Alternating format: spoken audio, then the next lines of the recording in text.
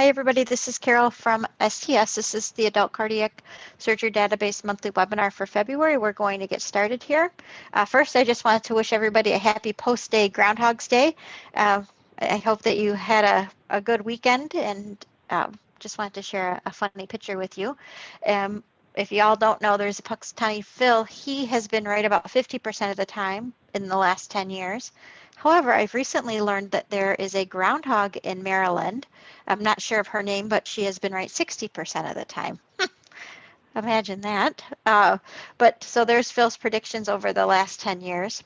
And he's always been saying that we're going to have more winter. So which means this time he did see his shadow, which means 6 more weeks of winter, and can't leave a webinar without a Bernie meme. So just wanted to share that with you. All right, so on the line with me today from STS, I have Jane Hahn, Leanne Jones, Addie Dolan, and Sydney Clinton, and Melinda Offer, who's managing our FAQ mailbox. And then from IQVIA, we have Jeanette, Jean, Joe, and I think that's all. So Melanie's not with us today, but we will get through with the rest of our crew, our wonderful crew from IQVIA. So thanks everybody for joining. We're going to have some important dates and updates, IQVIA update, and then Q&A, of course. Please use the the Q&A box. I see a message here that says it's not letting me call in. For some reason, the 800 numbers are kind of touchy. So if you could use, there's a direct local number. Try that number to call in if you're having issues. And maybe, Leanne, if you could put that in the chat box for folks to see as well. All right, some important dates from Adult Cardiac. We have the monthly webinar today. Harvest 1 closes on February 12th at 11:59 p.m. We will not be able to extend the harvest due to MIPS reporting. We have been talking about it since December if there was any possible way, and there's just not a way to extend it. So try your best to get your data in by February 12th at 11:59 p.m. Eastern. The adult user group call is on the 17th at 2 p.m. and then opt out for Harvest 1 is February 17th by 11:59 p.m. When you opt out of data, if you already have data in the warehouse that you've submitted since the last harvest close, which was in December, the last harvest close contained data through September 30th. So if you've submitted any cases from October 1st through now, at the end of the Harvest 1 period, which is December 31st, 2020. If you submitted any cases and you decide that you're going to opt out, what that means is that those cases do not go into analysis and you will not receive a star rating. Just so you're aware of what opt-out means. It doesn't impact your site's relationship with STS any. It's just that you wouldn't be included in analysis if you're not feeling that your data is clean or you aren't able to get all your cases in. If you are able to get half of your cases in, I would still, and not 100% completeness, I would suggest opting out just because you do not want to be, you don't want to be analyzed on incomplete data. We have the next monthly webinar is March 3rd at 2 p.m., St. Patrick's Day, March 17th. We have a user group call at 2 p.m., and then we're expecting the public reporting refresh for adult cardiac using Harvest 1 2020 data in the spring. So I wanted to go over some updates specifically for the harvest close that's coming up on the 12th.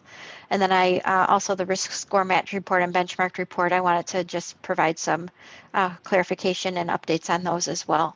Also, the data manager survey that we took last fall is available on the STS website, and I'll take you there.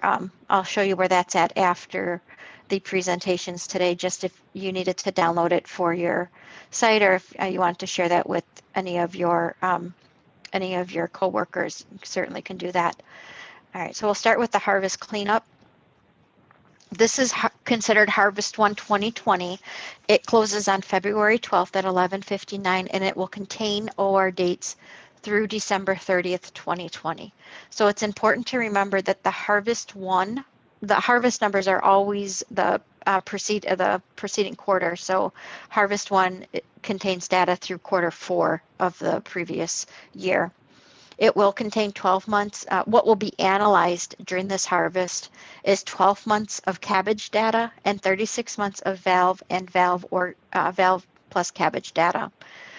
It does not mean that you need to go back and resubmit 12 months of cabbage data and 12 months of valve or valve plus cabbage data. What this means is that whatever's in the warehouse will be combined with your new submission and sent over to DCRI for analysis.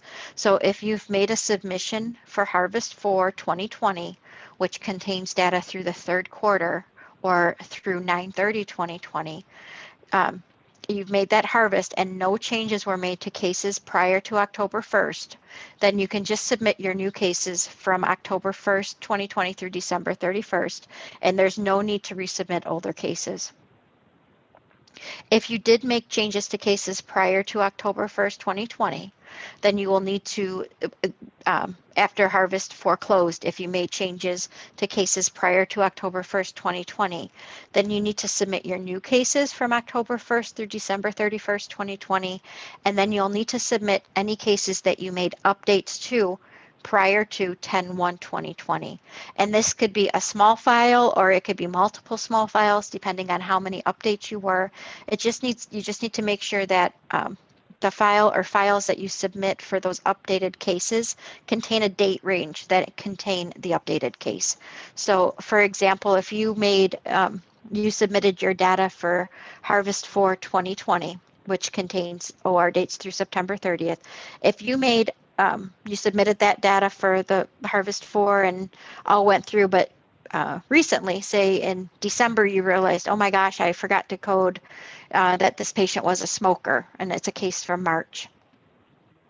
You can go back to that March case in your vendor software, make the adjustment, but you'll need to upload a small file that contains that March case. So say it was a March 15th case. I would suggest uploading a file that maybe contains a week's worth of data. So maybe from March 10th through March 17th, just so that 10/15 or that March 15th case is in there. Upload a small file that contains that updated case to IQVIA in addition to your new cases from October 1st through December 31st, 2020. All right. And then the next one I wanted to talk about was an email I had sent out regarding critical errors and errors along with making sure your data was clean. And I just want to clarify a few things or provide some additional information for that to help you with this. The critical errors, they have to be resolved. It is your responsibility to make sure that these are resolved prior to harvest close. Do not just submit your data and to IQVIA and walk away from your computer. It's the data manager's responsibility to make sure that they clean up and resubmit errors and critical errors prior to harvest close. If you don't do this, the integrity of the data and the database is at risk because of your negligence. So it's really important, and I know I'm using a big word there, but it's a strong word, but it's really important to make sure that you clean up your critical errors and your errors. Now, critical errors, the record won't get into the data warehouse. So if there's a critical error and you don't address it, that data will not be included in your data that goes to analysis.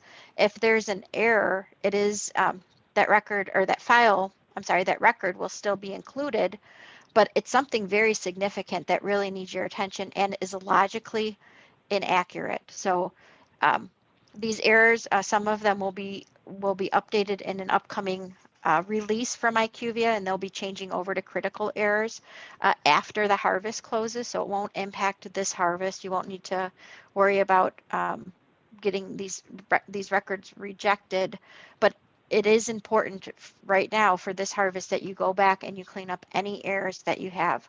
The only exception to that is the TIN error, which we highly encourage that you provide for your surgeons. The TIN error is used in MIPS reporting, and that's how your surgeons, that's how we connect your surgeons to the MIPS reporting and how they would get reimbursed for MIPS reporting.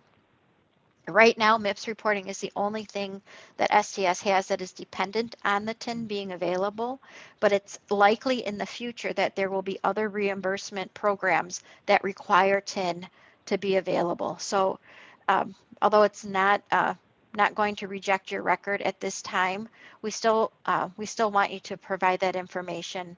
However, I'm not saying to go back and review 36 months of data and put your tin in for 36 months of data in the next week and a half. I don't want to waste your valuable time doing that, but I suggest that after this harvest closes, if you're not providing the tin for your surgeons, that you go back as far as you can, at least to January of this year, but even back to January of the previous year if you have time, and enter that tin in. So if we ever do get uh, directions from CMS that they'll be using our database for reimbursement, it's available and you won't have to go back and redo that work. The next thing is the missing variable report and warnings. Missing variable report and the warnings aren't as critical errors or errors. It's the missing variable report is and the warnings are something that you should review. They may need your attention, but not all of them are going to need your attention. They're just mainly a heads up, like, hey, take a look at me, make sure I make sense. And if it does make sense, then you can just move along and not worry about it. But some of them might actually be helpful for you to ensure that you have your data entered in correctly. The mortality fields, the mortality fields, these are the 3 fields you'll want to review in the MVR related to that 2% missingness. So it's the discharge mort stat, the MT30 stat, and the MTOP-D. These fields, if you have a greater than 2% missingness, you will not receive a star rating. If you're even close to a 2% missingness, if you're at a 1.75, you are still at risk, because once that data goes over, these are estimates that IQVIA is providing. They're not analyzing the data. So once the data goes over to DCRI, and this is no different than the DQR report that DCRI provided for prior harvests in 2019 and before. They always had a little warning in there that said if you're close to the 2% missingness, you're at risk for not receiving a star rating, because once that data goes into analysis, the slightest change could move a case out of analysis, causing you to have a lower denominator and making that 2% a higher reality for you. So although IQVIA and DCRI are nearly 100% aligned on the PRAC IDs and things like that,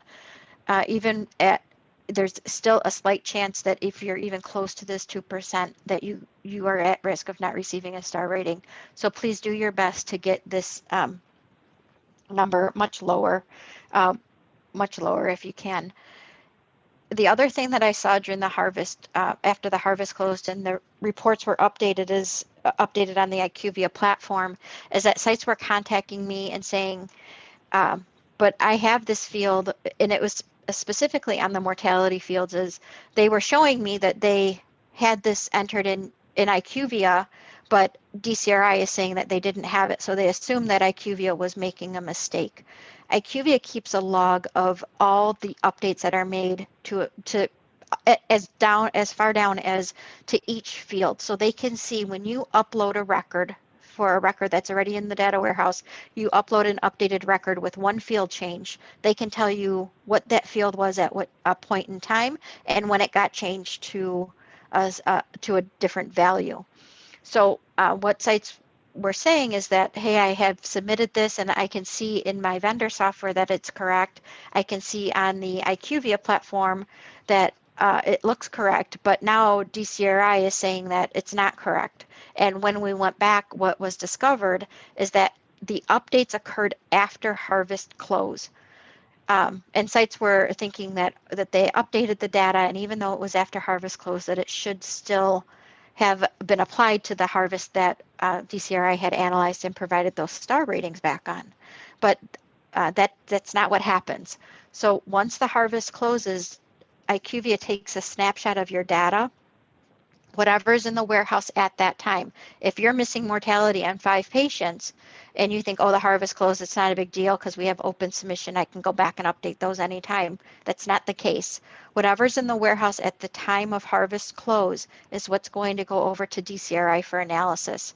So even if you go in the day after and you update mortality fields, it's not going to be applied to the harvest that the snapshot was, the data that the snapshot was taken on. So it's really important to make sure you get the correct data in prior to harvest close and make sure that this missingness for the mortality fields is way less than the 2%. There was also an issue with the star ratings.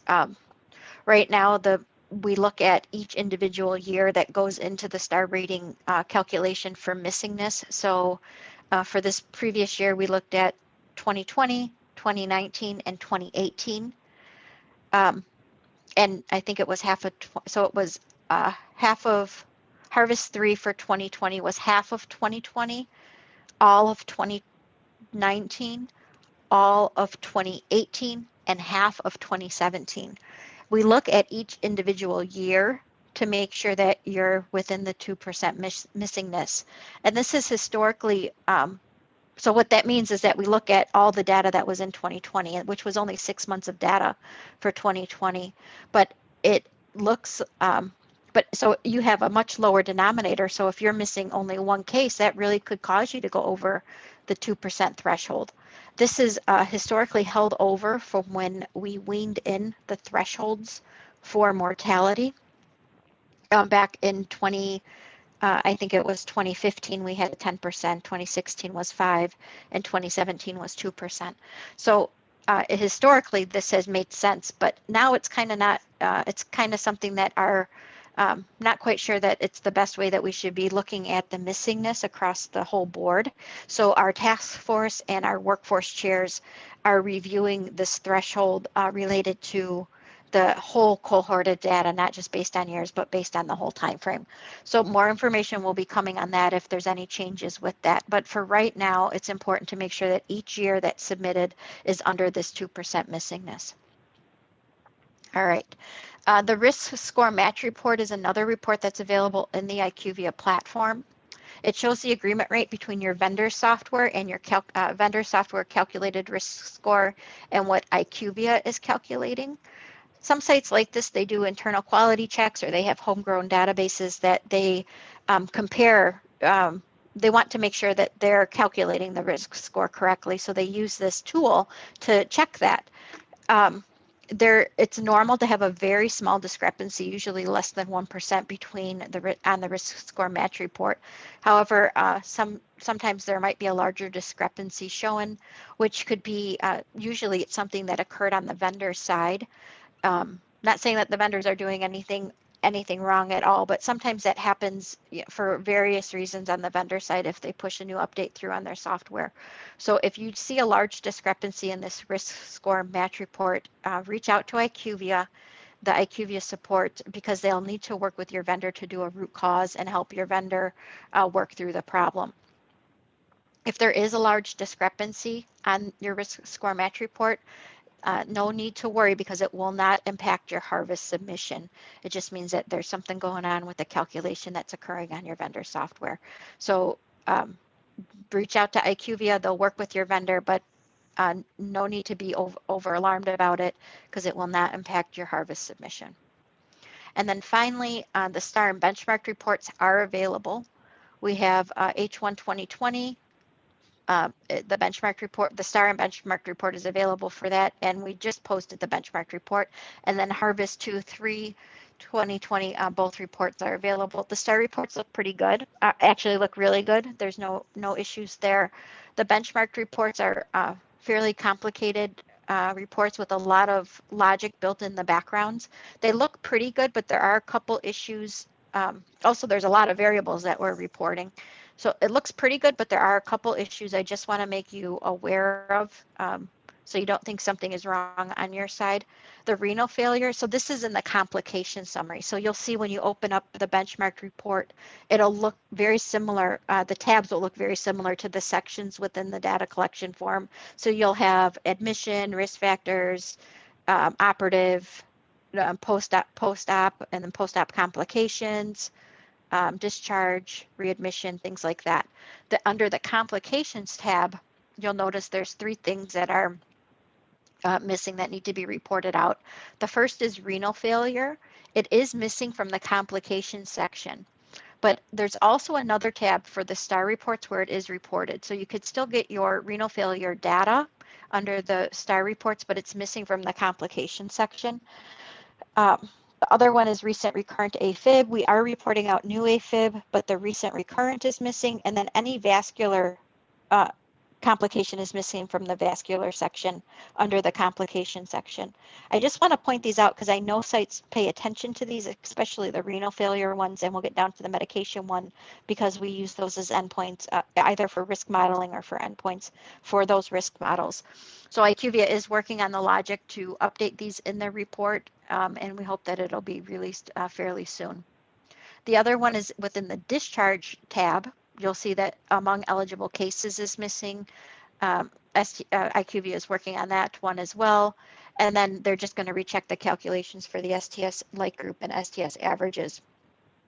IQVIA is going to be posting notification to your site, to the sites on the known benchmark issues, but I just wanted to highlight these because I know that specifically the beta blockers for both pre and post-op and the renal failure are important to sites. So they are working on those to get those out as soon as possible. Please continue to review those reports, and if there's something there that's not looking right or something that's you think is missing, please send your feedback to IQVIA support or reach out to IQVIA support, and we'll be able to check into it further. We're working together, so we'll be able to check into that further. And now I'm going to hand it over to Joe for an IQVIA update. Joe? Great, thanks so much. Good afternoon, everyone. We do have a few items to go over today, so let's go ahead and dive in. Starting with a recap of some items that were released on January 23rd. The data quality report, STS 5506, we added some additional validation checks and edits. And so those will be added for the version 4.20.2. And then an updated version of those errors, that errors and warnings list has been posted for you to the library. For the MIPS performance measures report, STS 4732, all measures have been updated to exclude patients who are identified as still in the hospital for both versions 2.9 and 4.2. And patient-centered risk adjustment measure, STS 7, exception logic has been updated to exclude emergent or emergent salvage status cases. In regard to the harvest summary report, STS 3824, an issue where the report was displaying outstanding errors for the Preop TR variable has been resolved. And then the on the non-analyzed dashboard, STS 5386, we did receive a report of a discrepancy in the post-op event calculation, and that has been resolved. So the total number of cases that were answered, either deep sternal infection, mediastinitis, that was greater than the total number of cases that were answered either yes both or yes infectious for surgical site infection within 30 days. And so now that data element should display properly on the report for you. All right, next slide. Some items that were added the following weekend on January 28th. These are all in regard to the risk-adjusted benchmark and anesthesia report, STS 5651. We updated the calculation for blood product utilization and added the total blood products to display on the report. STS 5652, we updated the smoking counseling calculation. And so that has gone into effect as of the 28th. And then STS 5635, we updated a calculation for the STS aggregate IMA results for the year 2020. The results calculated were too low due to an exclusion update, and this has now been resolved as of that release. All right, next slide. These are updates that went into effect on February 2nd. February 2nd. STS 5653, we updated the report logic for the MIPS report regarding the tobacco use criteria 1 and criteria 3, and this will now correctly consider the never smoker harvest code in the performance MET criteria. And then 5695, the MT30 stat variable is on the missing variable report. That is now going to be flagged as missing if the option unknown is selected on the patient record. All right, next slide. The following are going to be some items that are targeted for later this month for February 2021. Starting with STS 5522. The validation severity will be updated for identified data quality checks from an error to critical error, and a list of impacted variables will be posted to the library. Please note, and this is highlighted for you in 2 asterisks, this will not occur prior to the coming harvest. So this update will wait for you to get this harvest taken care of, and then this update will go into effect after that. So you don't have to worry about that interrupting your workflow. STS 5700 for the benchmark report. We are aware of an issue. Sorry, let me start over. We do have some updates on the way, rather, for various calculations in the benchmark denominators. And once that update has been fully reviewed and applied, we will post a full listing of impacted variables to the library for your reference. SCS 5708. The any infections category on the benchmark report under complications is currently not displaying any data. So we are looking to update that so the data displays correctly for you. And then STS 5721. We are seeing that the results for the STS aggregate data for preoperative beta blockers appears to be lower than was previously reported. So we're double checking into the logic to identify possible causes, and we'll update the report accordingly once we have that resolved. And then the last one on this slide, STS 5696. For the MIPS report, the MIPS report will be updated to exclude transcatheter and canceled cases from the report denominator criteria. I think we have one more slide, maybe Yep. 2 more. Yeah, thanks, Joe. I will go to the next slide. I just want to highlight this STS 5522, the validation severity. This is moving some of these errors into the critical error severity level. So it will not be applied until after the harvest closes. That's why it's really crucial that sites go in and review those errors, things that are coming up as error, and update and fix them. You should not have any errors unless it's a TIN error on your final data quality report for your submission for this harvest. But just note that the next harvest, those errors are going to, what were once considered errors, are going to block that file, that record from being submitted to the warehouse. So go ahead, Jeanette.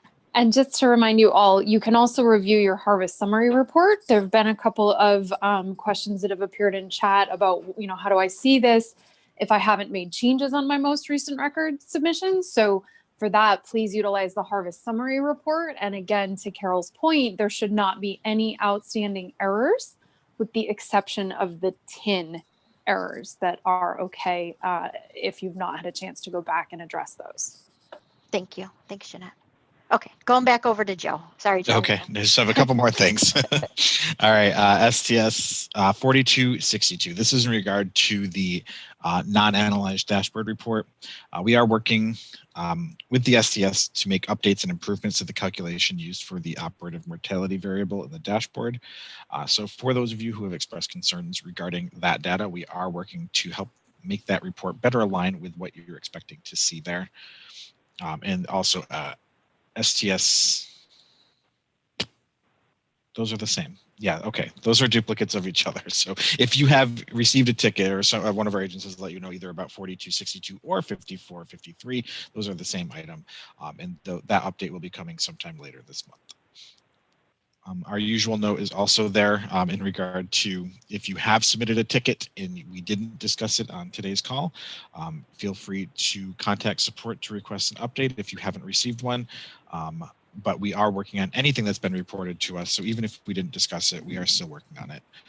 Hopefully we can get those updates out to you as soon as possible. Then one final note here, we are aware of an issue for users who are using Internet Explorer versions greater than 11. You will encounter a display issue when you're looking at your risk-adjusted dashboard report in regard to the star rating display. You can see a little picture off there to the left side of the slide, but you'll see like a little ellipsis there after the stars.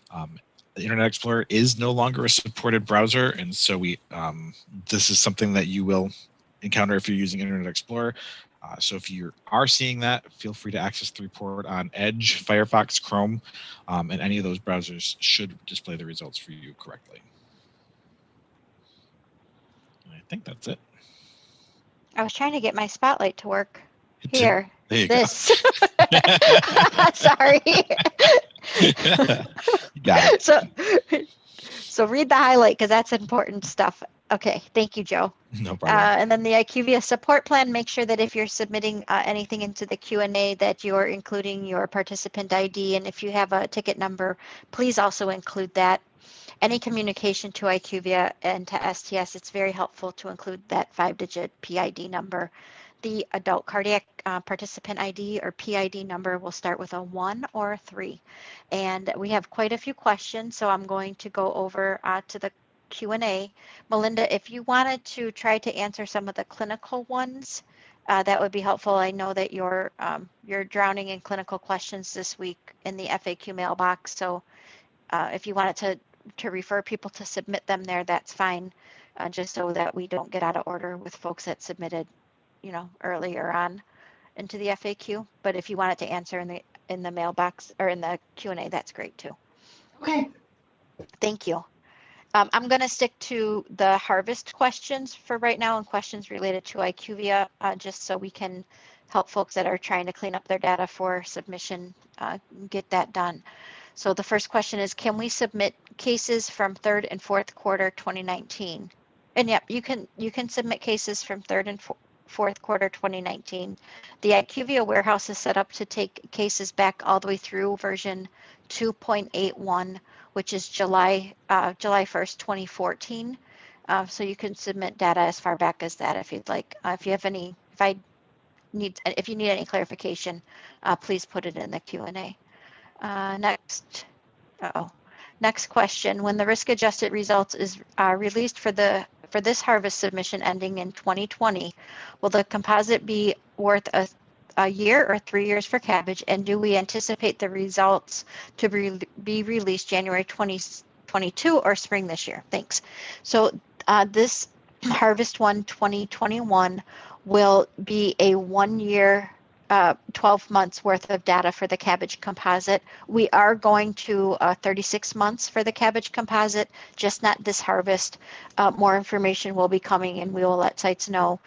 But with that, it would be important, I would say, and we'll talk about this on the user group call next time. I encourage you to go back after this harvest closes and start cleaning up those 3 years worth of cabbage data, just to make sure you're ready that when we do switch to that 3-year composite for cabbage, you won't have a disappointment when that harvest closes, whenever we do apply that. But for this harvest, it will be 12 months worth of cabbage data. And we anticipate the release, we usually try to release the results for Harvest 1 2021 in in springtime. So I would look for the results around April or May, but we will keep you updated with more accurate time frame as we get closer to that time. Has there been any more discussion on adding, this one's for IQVIA, has there been any more discussion on adding a filter for procedure type to the MDR? And the second question, is there a way to export anesthesia report for all categories and all procedures, or do we need to export every individual category for each procedure type? This is Jeanette. So this is an area that we are still looking into regarding the MDR, any adjustments to the MDR filters. And at this time, the anesthesia section of, I believe that may be the participant dashboard report, the non-analyzed dashboard, based on the procedure selection when you first come in. If you wanted a procedure specific view, you would need to export each section in turn, but if you want an aggregated view, you can choose multiple procedures and then load the anesthesia section with all of them combined. So that is your choice right now, and that's what's available at the moment. Great, thank you. Thanks, Jeanette. Next question is, TVT just came out with version 3 for TAVR and transcatheter mitral therapies. Did STS come out with any changes in their registries as far as mitrals? She's asking because the echo readings are a little bit more detailed. They're asking for more detailed information in the TVT registry for mitral. So to answer your question is no, we're not, STS is not going to get as granular as the TVT registry does for TMVRs. We collect what we need for purposes of the STS. The TVT registry is really specific for those mitral valve procedures, and the values that they're collecting, if they're listed there, have recently been reviewed for the TVT registry, and it's in they're very specific to mitral clip procedures. So STS will not be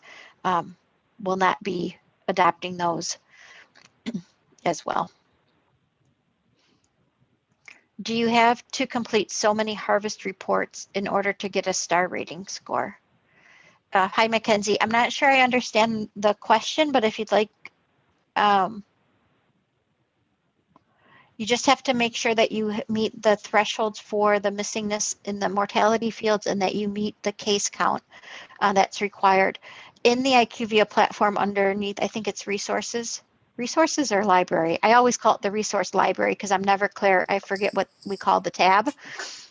But it's resource library. You've got it, Carol. There's okay, a header good. called resource, but then underneath that, the link says library. So the actual link in the left nav says library. Okay, so if you click on that, Mackenzie, under there, you'll see the report overview for adult cardiac. That report will tell you everything that's needed to get your star rating. So review that report, and if you have any questions, feel free to reach out. I'd be happy to help you. For IQVIA, under missing variables now has all addresses and date of birth as missing. Has it always been that way? And I am just now noticing. This is Jeanette from IQVIA. We've not made any changes to that recently. So I think that may be an area that perhaps you just haven't really seen previously. Thank you. Okay, I'm gonna let Melinda take the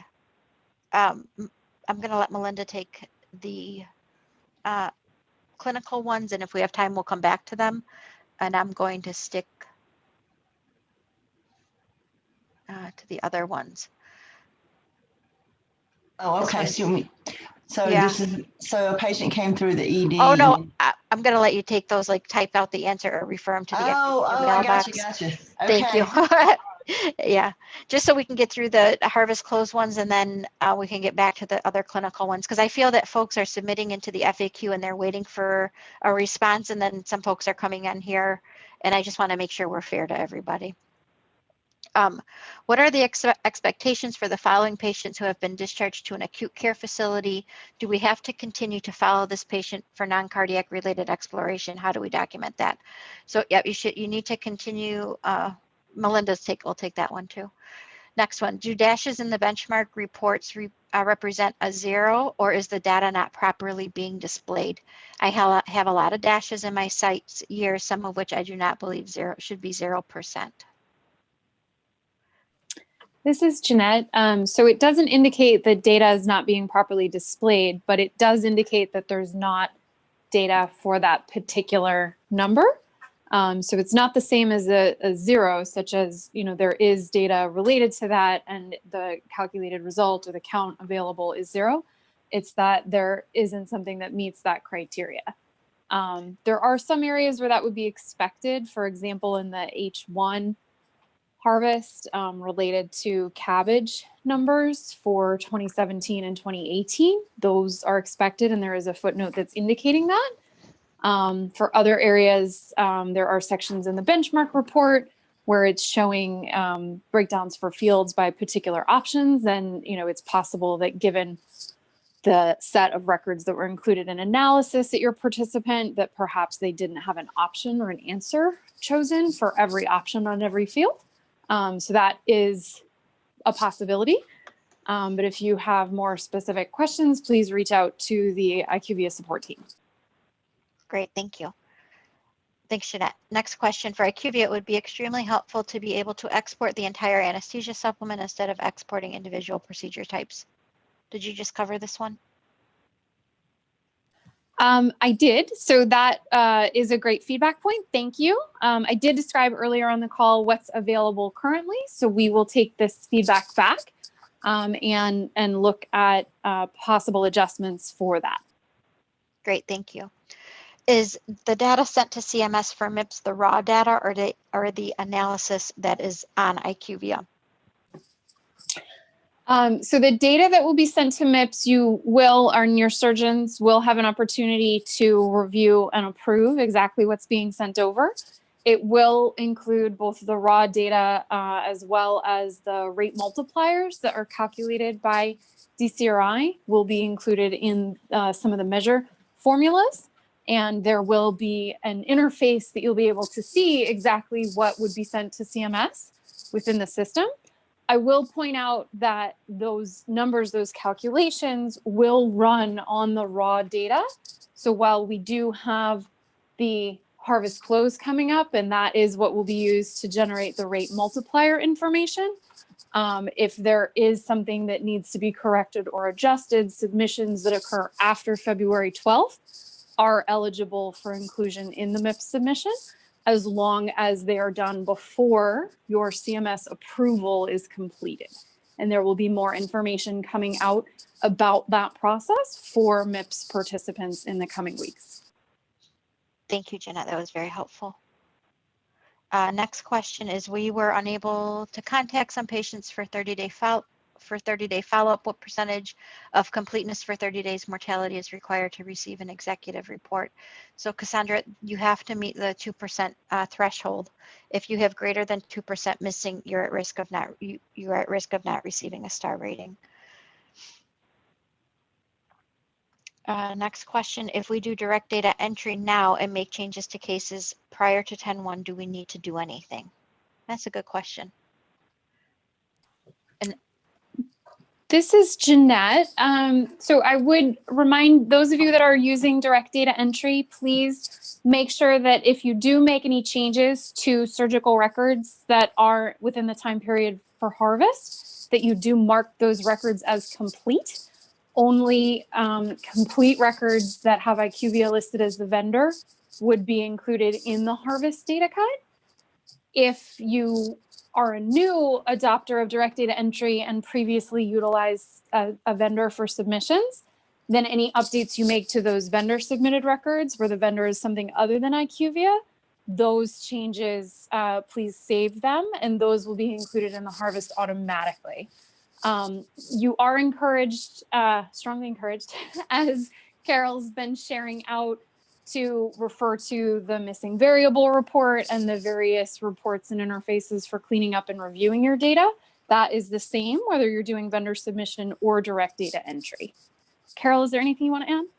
No, I think you covered it. It's I would just say that just to summarize, that if you're a new user if you're using the direct data entry, you're entering a new case, make sure you hit save on it. If you go back and make a change that was also entered using direct data entry, make sure you hit save on that change.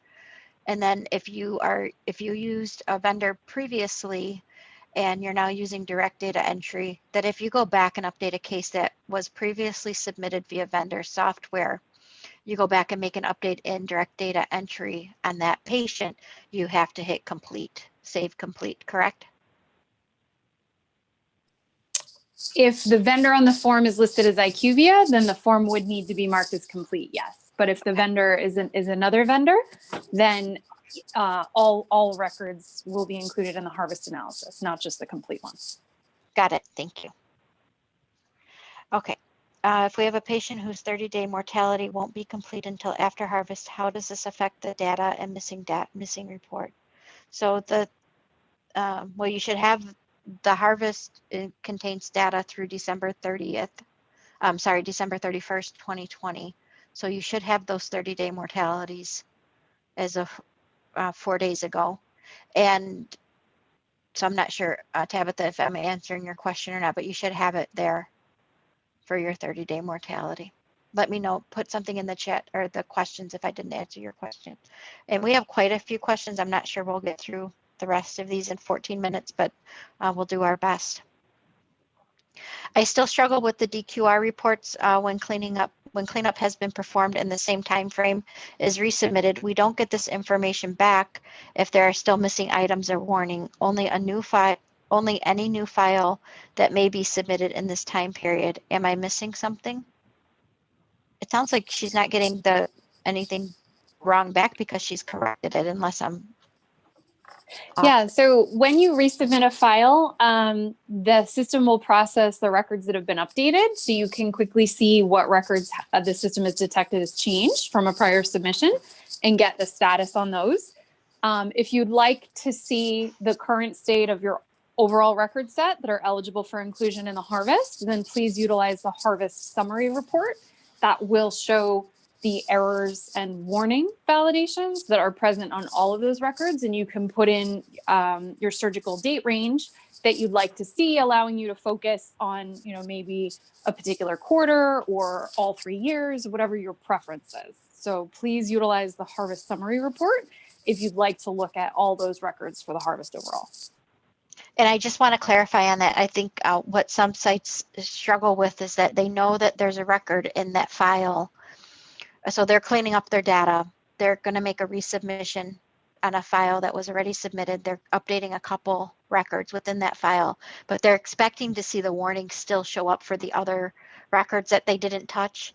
And that's not going to happen. You're only going to see the records that were updated in the warehouse. So I don't think you're missing. I think it's, let me know if that makes sense, Jennifer. Next question. I am getting a critical error for quarter 1 and 2 for missing MPI numbers. I made some changes, so resubmitted. The MPI is in Apollo. I submitted the error to IQVIA and was told it would not affect my harvest, but it is a critical error. IQVIA? This is Jeanette.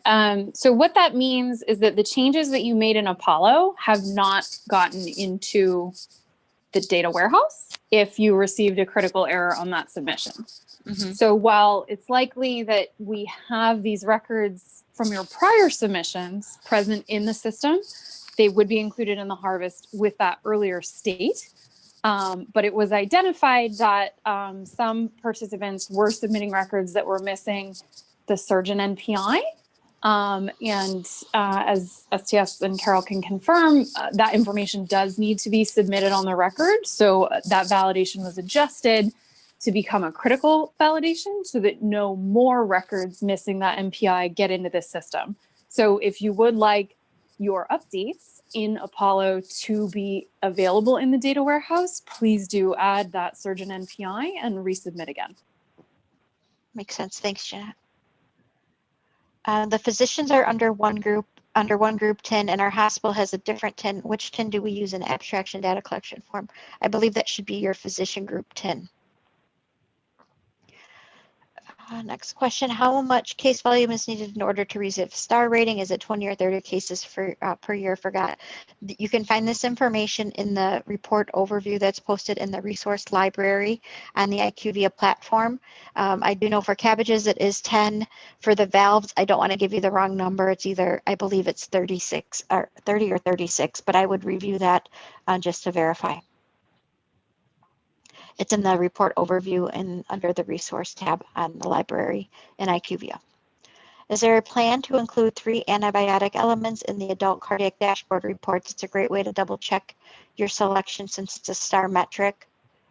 So antibiotics are not a star metric. We use them for NQF, but they're not a star metric, and currently only available on risk adjusted dashboard, which is only available after your harvest closes.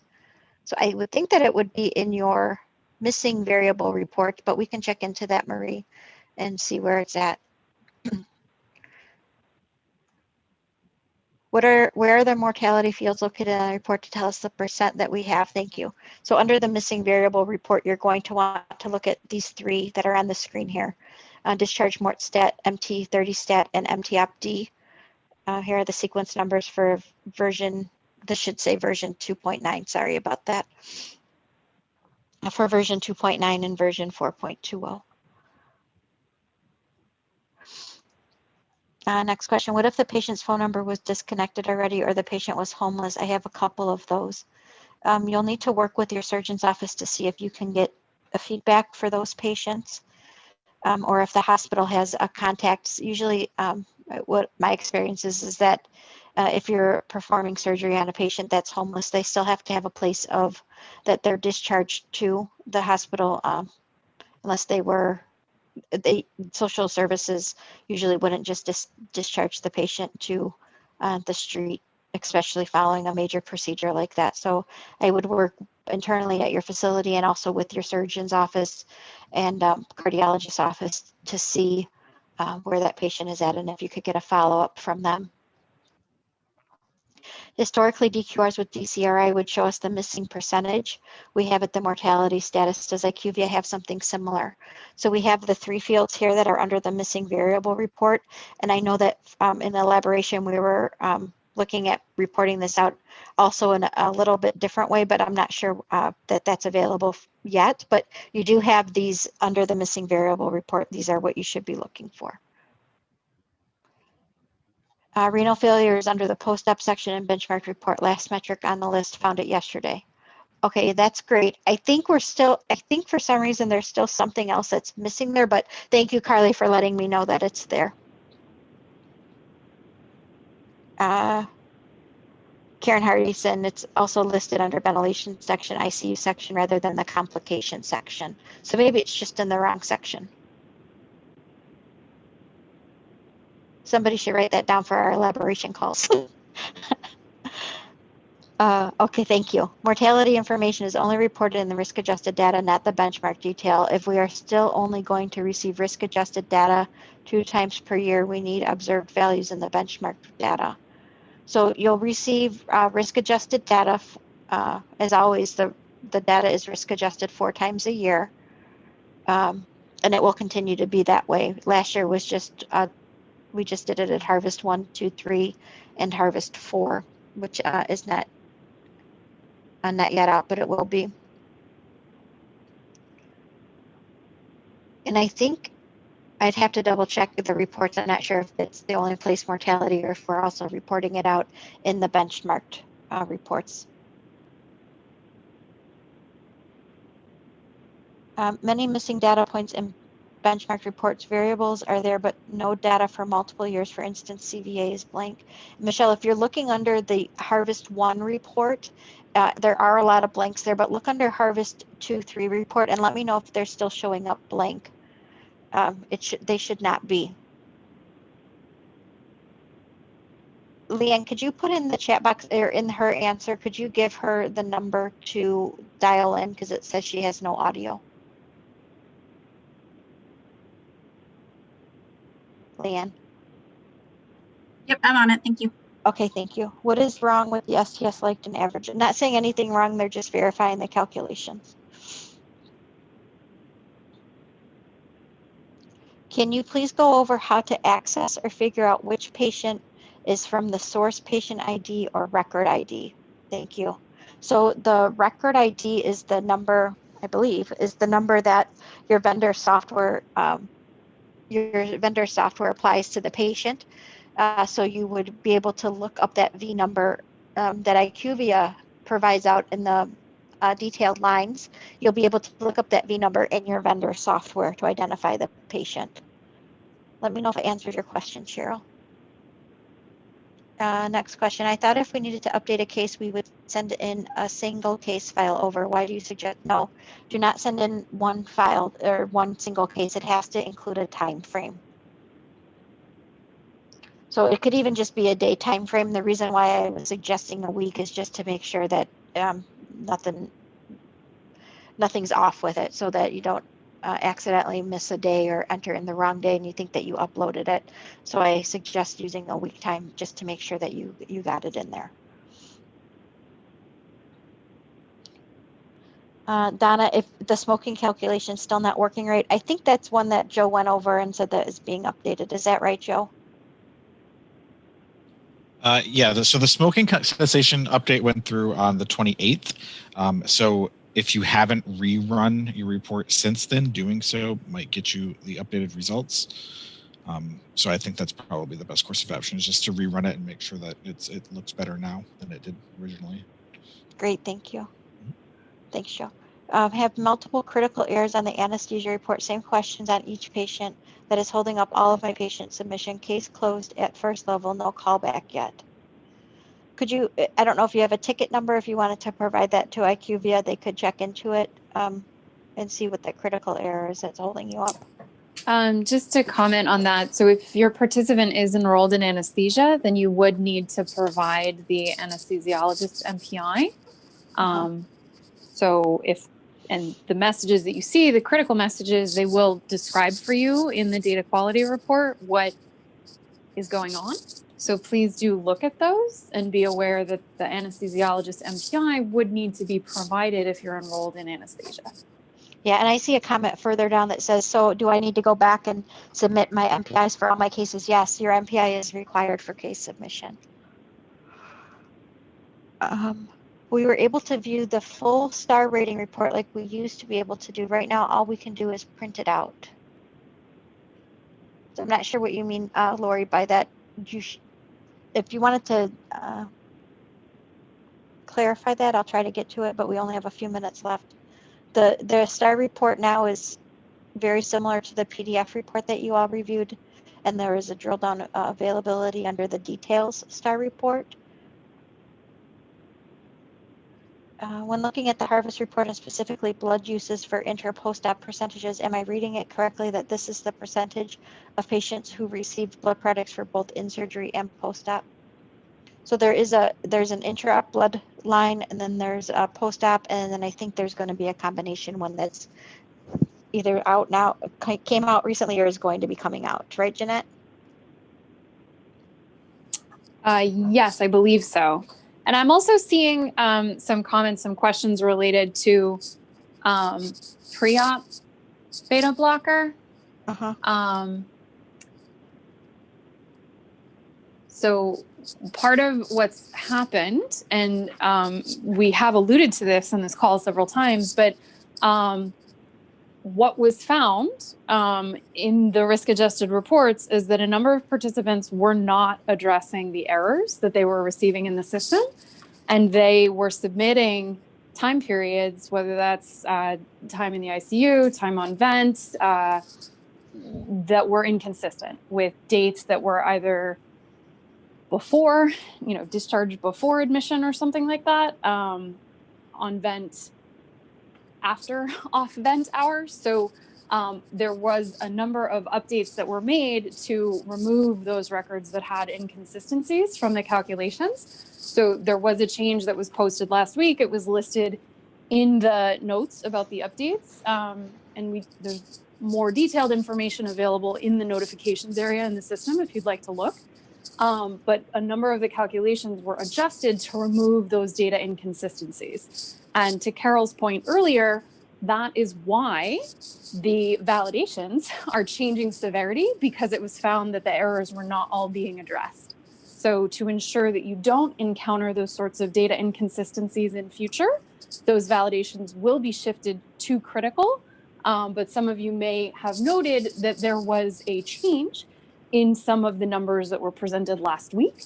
And that's because those inconsistent records were removed from the data set for analysis, just for those data points. We did not pull the entire record from analysis. They were only excluded from these sorts of calculations, just those data points or those rows in the benchmark sections. Thank you. Thanks, Jeanette. So it is 3:00, and I unfortunately have to hop off for another call. But I will go through the remaining of the questions and see if there's something that we can answer. I can answer via email. And there's quite a few left, 45 actually, and we've already answered 60. So thank you all for joining. I'm sorry that we have to go and can't answer everybody's question live, but I will go through and see if there's something that I can answer, or if there's something specific to forward over to IQVIA, I will do that. So thanks again, everybody, for joining. Thank you, IQVIA, for your time today and for being helpful as always. I hope you all have a great day. Stay healthy and take care of each other. Thank you. Bye, everybody.